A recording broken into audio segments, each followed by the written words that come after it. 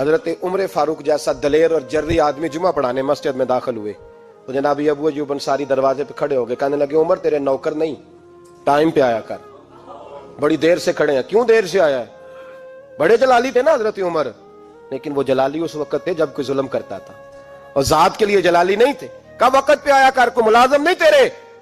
تو سیدنا فاروق اعظم منبر پہ چڑھے اور فرمانے لگے اللہ ابو ایوب انصاری کا بھلا کرے، جب تک اس طرح کے لوگ موجود ہیں کوئی بادشاہ بگڑے گا نہیں، اللہ اس کا بھلا کرے، اس نے میری توجہ صحیح۔ اور پھر عمر رو پڑے، رو کے فرمانے لگے مسلمانوں معاف کر دو، غلطی کوئی نہیں، میرے پاس کرتا ایک ہی ہے، اور عبداللہ کی ماں نے وہ دھو کے خشک ہونے کو ڈال دیا تھا، غریب ہوں، کرتا دوسرا کوئی نہیں، تو وہ ذرا نا خشک ہونے میں آ کے دیکھ لو ابھی بھی گیلا ہے، مجھے معاف کر دو، میری غلطی نہیں ہے۔ صحابہ درد کے ساتھ رونے لگے۔